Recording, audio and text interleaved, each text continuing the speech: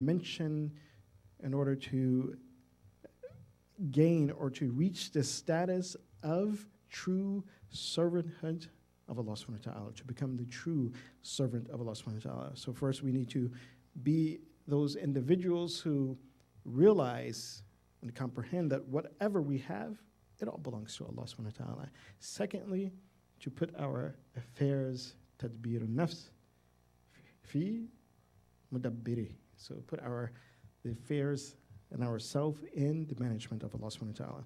And of course, placing our affairs in the hands of Allah subhanahu wa ta'ala, as we mentioned, has two dimensions, particularly with nine. One aspect of it is that, of course, certain things that in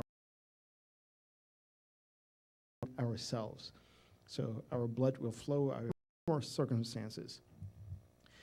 But then also an aspect of placing our affairs in the hands of Allah subhanahu wa ta'ala is to educate ourselves, to understand what Allah subhanahu wa ta'ala He desires from us, what He wants from us, what He has taught us through His revelations and through His prophets and through the Imams alayhim afdal. Once we do this, we then move forward in our lives based upon that path which Allah subhanahu wa ta'ala wants us to walk upon. He wants us to tread upon. Meaning that we understand what is, we choose that choice, but we choose what is right. And by choosing what is right and follow the guidance which Allah subhanahu wa ta'ala has delivered to us, then in fact what we are doing is placing our affairs in the hands of Allah subhanahu wa ta'ala. The things which will take us out of that realm of, and particularly with this aspect of our lives of placing our affairs in the hands of Allah subhanahu wa ta'ala, is being heedless of Allah subhanahu wa ta'ala's guidance, being neglectful of our responsibility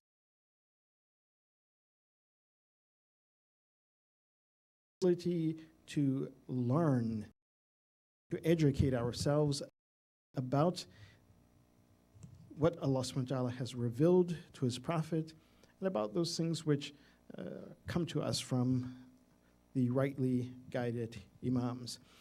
It is recorded that Amir al-Mu'mineen Ali ibn Abi Talib alayhi salatu wasalam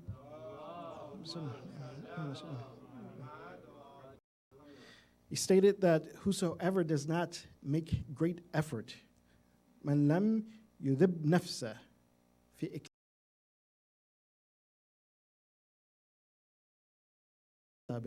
so that individual who does not make great effort to go out, that individual may undergo some difficulties. So whoever does not do this in order to gain knowledge, in other words, to gain understanding of what Allah subhanahu wa ta'ala wants from him or her, then that individual, he will get the fruits of that guidance. They won't be able to bear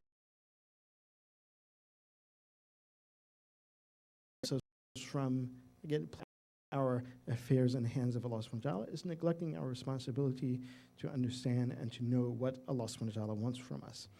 Another thing which may hinder us from, again, placing our hands in the affairs of Allah subhanahu wa ta'ala is to have hope, or to just imagine things, that we are not able to obtain, to, again, this doesn't mean that you dream big. No, you dream big. But a person should not, to the detriment of, again, themselves, that they go out of their way to obtain something, meaning to go out of their way to do something which will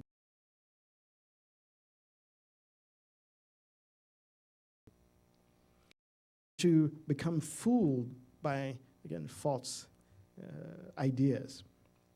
As also is recorded in Amir al-Mu'mineen, he stated, "Aina yaghurrukum sarabul amal." He says, from which aspect and which angle has prolonged hope deceived you?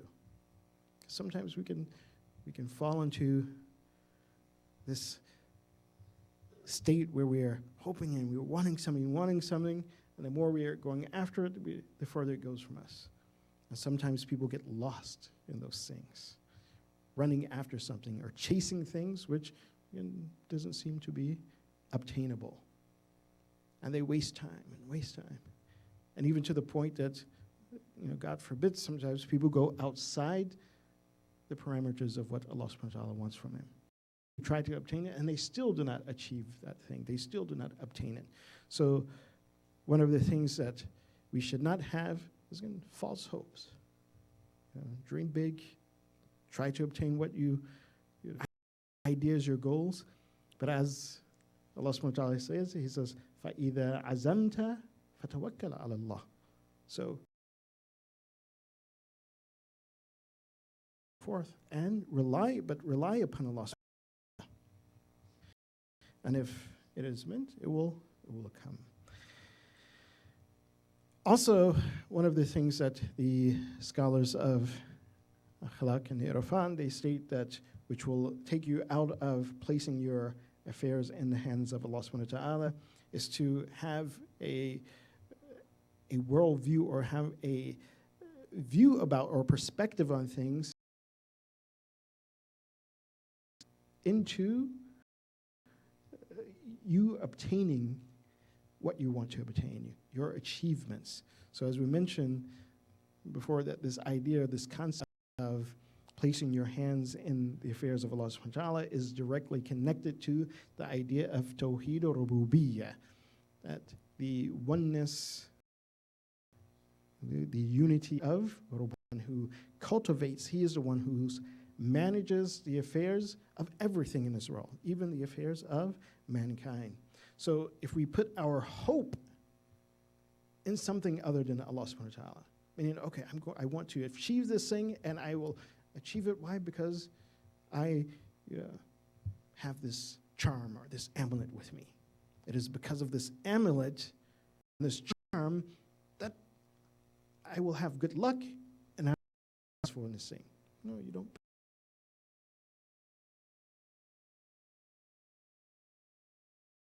Akik. At times, within some of the riwayat, it's stated that this stone comes from a mountain that is also in paradise. And this is at least what the riwayat, they state, or is recorded there. So there's a mountain that is in paradise, and it also has part of it in this world. And so to some extent, it says that, and also when you make your dua. But I recall also one narration that an individual asked for me. They said they read this hadith and about, it says, hawwala aqiq. Don't have hawwala. I can't remember the entire hadith, but there was a translation of it, and the translation was actually incorrect. When I looked at the hadith, make your dua, don't turn your aqiq. Because actually some people, when they make their dua, they turn their aqiq and they're making their kunut. So someone asked me about this. Oh, can we not turn our aqiq? Because a lot of people do it. So when I read the hadith and I examined it, I was like, no, this is not what it means. It doesn't mean that hawwala aqiq, meaning to turn. If you look at the context of this hadith, what it means is that you don't put any type of significant authority in that aqiq, that, oh, well, my dua is going to be answered because I'm turning my aqiq, that the aqiq is the reason. No, Allah is the reason that your dua is answered. Alhamdulillah, yes, you have the aqiq, you wear the aqiq, is fine. But it is not the reason, it's not the cause. And if there's any, you could say, blessing to this aqiq, it's because of Allah subhanahu wa ta'ala. This status itself, it's a building, a stone. But because Allah subhanahu wa ta'ala has attached a special significance to it, then it has importance. So that focus should not ever be diverted from Allah subhanahu wa ta'ala to anything else. That significance, any type of special kudus and sanctity to something, it's only because Allah subhanahu wa ta'ala has put these things forth.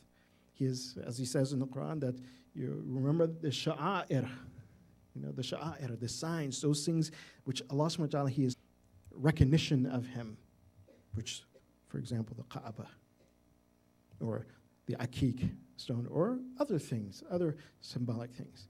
So the essence and the true focus should be on Allah subhanahu wa ta'ala, and these things are only things that will, again, or should at least jog our memory and jog our sense of religiosity, but not that these things have power in and of themselves. No, powers with Allah. So one of the things, they say that if we begin to put this type of significance in something other than Allah Ta'ala, then this removes us, or it will hinder the state of ubudiyya, that true state of servitude in Allah subhanahu wa ta'ala. And this is something which is very beautiful that Imam Ali alayhi salatu we can sum it up in these words that meaning, how do you know, or how do you know that Allah subhanahu wa ta'ala, He is paying attention to you? He says, عرفت الله سبحانه بفسخ العزائم وحل العقود ونقد الهمم. He says, I know Allah subhanahu wa ta'ala. Why? Because Allah subhanahu wa ta'ala, He is the one who does faskhul. That I know, but Allah, He wants something else. And so He'll redirect those things, my affairs. Or when I'm faced with difficulties, and I think that, well, there's an opening in the time. And likewise, He is the one who, again, removes the irada, al-hamam. Like if I determine something, or there's something that a person wants, Allah subhanahu wa ta'ala, He also redirects it. Perhaps one of the best examples of this, if we read the story of Yusuf, he says, not seen the signs of Allah subhanahu wa ta'ala, he also would have went. But he understood and he saw the signs of Allah subhanahu wa ta'ala. So Allah subhanahu wa ta'ala, he does naqdul himam. He destroys these types of desires. He places his hands in the affairs of Allah subhanahu wa ta'ala, then he comes into the fold, or he will begin to become a true servant of Allah subhanahu wa ta'ala. With this, we will go into the third criterion, or the third thing that a person needs in order to become a true servant of Allah subhanahu wa ta'ala. And before I do, also I wanted to just emphasize and mention that with regards to the second thing that one has to do, place his or her affairs in the hands of Allah subhanahu wa ta'ala, what Imam Sadiq he says, Hana alayhi masa'ib dunya. So one of the benefits in the hands of Allah subhanahu wa ta'ala is that all of the calamities, all of the difficulties that we face in this world, he says they will become easy. Why? Because you know that my life is steered by Allah subhanahu wa ta'ala. My direction is governed by Allah subhanahu wa ta'ala. That I know that He wants a certain thing from me and I'm doing it, treading that path. And even my intentions to tread that path, yes, maybe sometimes it may be diverted, but it's not going to be diverted towards something which is wrong and outside of that which Allah subhanahu wa ta'ala wants. So whatever difficulties I face in life, he says, that becomes easy. It doesn't become something, and this is amazing when we look at the life of Ahlul Bayt alayhim salatu wasalam. Really, a friend of mine, he's a psychologist, and he Islam, he embraced the way of Ahlul Bayt alayhim salatu wasalam. And from point of view of medical, as a psychologist, he says, really, if we look at the life of Ahlul Bayt alayhim salatu wasalam, he says, they actually give us the formula for depression. He's like, you don't need pills. He says, if you actually study the life of the Ahlul Bayt, and if a person lived their life the way the Ahlul Bayt did, he says, yeah, these Prozacs and all, he's like, you really don't need them. And he says, and when you look at the difficulties they went through, he says, we cannot compare the difficulties we're going through with what they went through. And he always says, he's like, And I'm encouraging him to write this book because he wants to write a book on Imam Hussein, examine it from a psychological point of view, that how even for me, something that's healthy. And it was important that immediately after what happened in Karbala, that the mourning processions began. Zainab Kubra, she started this.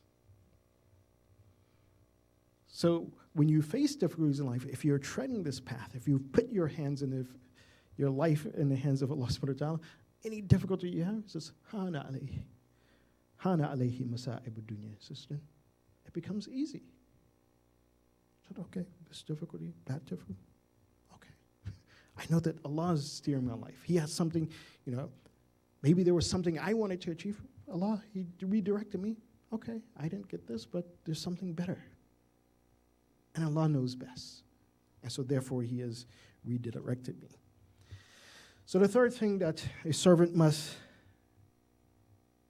instill within himself and must do in order to achieve the true state of servanthood, Imam Sadiq, he says, وَإِذَا اشْتَغَلَ الْعَبْدُ بِمَا أَمَرَهُ اللَّهُ تَعَالَى وَنَهَاهُ لا يتفرق منهما إلى المراء.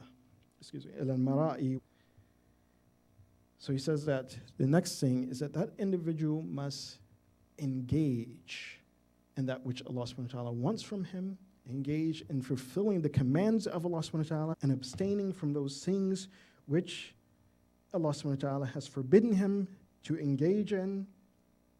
And if he does, and if he's continually doing something, that he's observing his life, his choices, and how he's engaging in certain things or abstaining from certain things, and if it's that which Allah subhanahu wa ta'ala wants, then that individual, he will not be engaging in al-mara', showing off to others, wal-mubahati ma'an nas, and boasting with others, saying, oh, wow, look what I have, look at what I've got. Or as we say in English, or our American terminology, you say, you don't try to keep up with the Joneses. Okay. They were large landowners and had a lot of things, so people used them as the yardstick. But if you're engaging with Allah subhanahu wa ta'ala, that doesn't become your yardstick. That doesn't become your status quo. Oh, I'm trying to get what they're getting. I'm trying to show, or I'm trying to boast, look at what I have achieved. And you haven't. So this is one of the things that, or at least the third thing, which the servant must do in order to be in the true servanthood of Allah subhanahu wa ta'ala. This is something that time and time again we learn from the Ahlul Bayt alayhim afdhalu wasalam, to be in servanthood, to be in obedience of Allah subhanahu wa ta'ala. One of the beautiful du'as of Amir al-Mu'mineen, or what is recorded as one or part of his du'a, it teaches us this, wherein he states, Allahumma nawwir al-zahiri bita'atik wa batini bimahabbatik. So, oh Allah, enlighten my appearance, my zahir, my apparent actions, enlighten it and make it illuminated through your obedience. وَبَاطِنِي بِمَحَبَّتِكَ, and enlighten my heart and my inner self with your love. So this idea of being in true servanthood of Allah subhanahu wa ta'ala, a person must engage, must be in the obedience of Allah subhanahu wa ta'ala. As we also see that, again, Rasulullah, he states,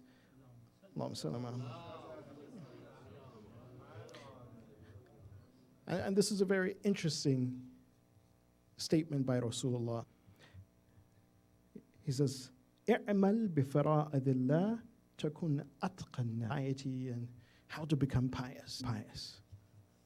And Rasulullah, he gives a very simple formula. He says, "I'mal bifara'idillah takun atqan nas." He says, act based on what you are obliged to do.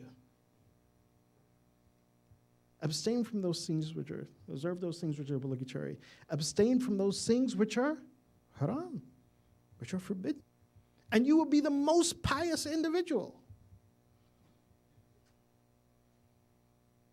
And this is something that even those individuals who we look to, even in our own age, in our own time, and we look at them, and oh wow, these individuals have achieved high states of spiritual understanding.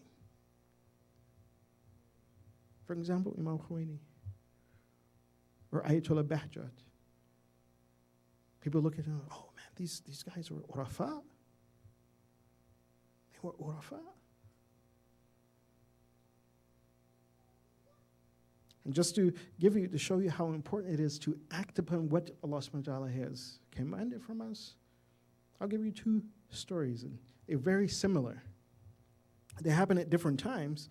One was when the daughter-in-law of Khomeini came to him.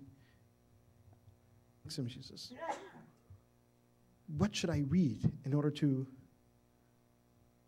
become al-arifa? What book should I have? What should I do? He says, I'll give you 2 books. He says, and if you act based on these books, he says, yes, without doubt you will become arifa. You reach the highest stages of irfan. He says, and out of all of the books I've read in irfan, and I said it, there's no 2 books better than these 2. And what did he give her? One of the books he gave her, he told the Masail, a book of fiqh. He said, if you do whatever it says in this book, meaning that you're observing your obligations to Allah subhanahu wa ta'ala, and of course, root is in the Quran. So I saw one person say the Quran. Yes. The Quran is the source. That is the heart. Right? But she was looking for something action. Because they said, okay, well, pragmatically, what do I do? My actions, what do I need? Do I need to recite some dhikr? He says, yeah, you act based on what's in this book here, and it told the Masal. And then he says, take Mafatihul Jinan. There's a book of du'as. He says, and if you want practical irfan, not theoretical, if you act based on that, then you'll reach the highest. So I told Bahja, I says, fine. He says, here's the book. You start with this book. And what did he give him? He told him Masal. He says, act upon what's in this book. He says, and then come back to me. He says, now I'll teach you irfan. He says, this is the basis. The student left. He came back in a week. And he says, okay, now teach me irfan. According to the story, I told Becha, I looked at him, he says, I said practice what's in the book. He says, I didn't say just read it. He said, you read the book. Practice it. And once you enact everything that's in this book, then come back. I will teach you irfan. So one has to act upon that. One has to observe those obligations that Allah subhanahu wa ta'ala has set forth for him or her. One of those obligations which I will mention now, and it's important that I mention this, especially that many of our community members are here, and alhamdulillah, we are in this blessed month of Ramadan, and we are in many ways partaking of Allah subhanahu wa ta'ala's blessings, even in ways that we may not even know and we may not be able to, definitely we are not able to count. But in order to, again, to reach the state of true servanthood of Allah subhanahu wa ta'ala, we must observe our responsibility to Allah subhanahu wa ta'ala, our duty to Allah subhanahu wa ta'ala, what Allah subhanahu wa ta'ala commands us to do and what He forbids us from doing. One of the things He commands us to do and one of the things He forbids us from doing, this is in Surah Al-A'raf, again, the heart of what irfan is. Surah Al-A'raf, verse 31. And I'll just take the latter part of this so that we are observing this. Alhamdulillah, the first part, I think right now we're doing it, that we are in our masjid or in our place of prayer, and we are taking this as an ornament of goodness for ourselves. But then he says, Kulu washrabu wala tusrifu. Eat, drink. Allah subhanahu wa ta'ala has placed an abundant amount of food on this earth for you to eat, to drink, to partake of. But he says, but don't waste it. Eat, drink, and don't waste. Kulu washrabu wala tusrifu. And unfortunately, again, we partake of this blessing and of this ni'mat of Allah subhanahu wa ta'ala. We are fasting, and sometimes we are piling our plates bigger than more than what we can eat. And Ramadan, yes, your stomach shrinks. My dad, sometimes he would say that if we took more food, we had more food on our plate than we can eat, he's like, boy, your eyes are bigger than your stomach. So don't let your eyes be bigger than your stomach. Take a little, eat a little. If you want more, come back. But don't waste. You're wasting the blessing of Allah subhanahu wa ta'ala. You're not obeying Allah subhanahu wa ta'ala. And again, you're further removing yourself from the ability to become a true servant of Allah subhanahu wa ta'ala. He says, eat. MashaAllah. He's placed it there for you. It's a blessing. It's a gift from Allah subhanahu wa ta'ala. But don't waste it. Don't throw a plate that is half full in the trash can. Don't throw a cup which is half full of water or juice or soda in the trash can. That's wastefulness. Don't think that, oh, well, if someone has cooked something and, oh, you don't want to take it home, oh, I don't eat leftovers. No, subhanAllah, this is a blessing from Allah subhanahu wa ta'ala. It's a ni'mah. And by wasting that blessing of Allah subhanahu wa ta'ala, God forbid that he takes that blessing. Because according to, again, some of the of Ahlul Bayt that we know, Allah subhanahu wa ta'ala's blessing and showing unappreciativeness of Allah's blessing is to waste. Then he'll take it from you. And we don't want Allah subhanahu wa ta'ala, we should not want Allah subhanahu wa ta'ala to take that blessing away from us. Believers as brothers and sisters, meal together, it's not waste. We need to help one another. We, first and foremost, ourselves need to try to achieve the state of true servanthood of Allah subhanahu wa ta'ala, and then help one another. Not wasting, not throwing away food, not thinking that, oh, well, we're too good to have seconds leftovers. No, subhanAllah. Some people have nothing. Some people have nothing, and we are lucky, we're blessed to have an abundance. And if we have that abundance, then if we can't eat it all in one night, you put it in the refrigerator, in the freezer. Bring it back out later. Eat it. It's a blessing of Allah subhanahu wa ta'ala. Don't throw it away. Don't just think, oh, well, we're going to give it to the animals. No, this is perfectly good food.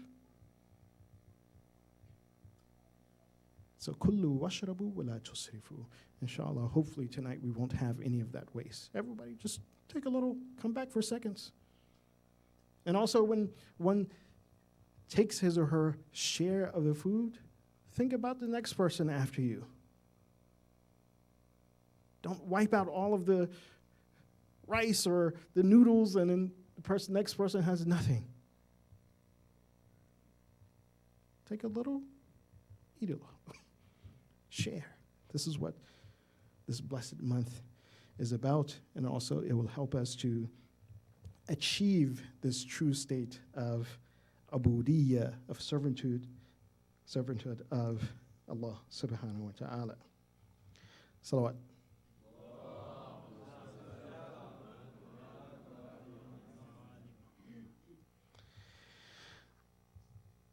So these are the things that Imam Sadiq, he advised us, or he advised Unwan Basri to do in order to achieve the true state of ubudiyya. And once a person achieves the true state of ubudiyya, he or she can begin truly to learn and to assess the true knowledge of the Quran, the true knowledge of Ahlul Bayt alayhim afdhalu salatu wasalam. And this little section where he's continuing, he says that فَإِذَا أَكْرَمَ اللَّهُ الْعَبْدَ بِهَذِهِ الثَّلَاثِ. He says, so if Allah subhanahu wa ta'ala blesses a servant to gain these three aspects in his life. First, to give in the way of Allah subhanahu wa ta'ala, because he or she understands that whatever they have and whatever they own and they possess, it belongs to Allah. Secondly, to put their affairs in the hands of Allah subhanahu wa ta'ala, then that individual, because that individual knows that Allah subhanahu wa ta'ala, he is the manager of all affairs. And number three, to be constantly engaged in the obedience of Allah subhanahu wa ta'ala. It says, if Allah subhanahu wa ta'ala blesses that individual for these things, hana alayhi dunya wa iblisu. So hana alayhi dunya wa iblisu wa la khalqu wa la yatlubu dunya takathuran wa tafakhuran wa la yatlubu inda nasi izzan wa aluwan wa la yada'u ayyamahu batila. Subhanallah. So once that person achieves these three things and he becomes a true servant of Allah subhanahu wa ta'ala, he says this world and whatever is in it becomes easy for him. He's not pulled towards this world. Iblis, is a shaitan, becomes something simple for him. Why? Because Iblis will have no control over this servant of Allah subhanahu wa ta'ala. He says, nor will the creation of Allah subhanahu wa ta'ala have any sway and persuasion over this individual. وَلَا يَطْلُبُ الدُّنْيَا تَكَاثُرًا وَتَفَاخُرًا. He won't seek this world just to have abundance or to show that he has more than another person, to enhance his own pride. وَلَا يَطْلُبُ عِنْدَ النَّاسِ إِزًّا وَعَلُوًا. He seeks no izzat, dignity, meaning that someone should hold this individual up on a pedestal. He doesn't seek any of that from that individual. And more importantly, وَلَا يَدَعُ أَيَّامَهُ بَاطِلًا. His days will not go in vain. His days will not be a waste. That every moment of that day will be important for this servant of Allah subhanahu wa ta'ala, will be attentive towards Allah subhanahu wa ta'ala, inshallah. So I will end here.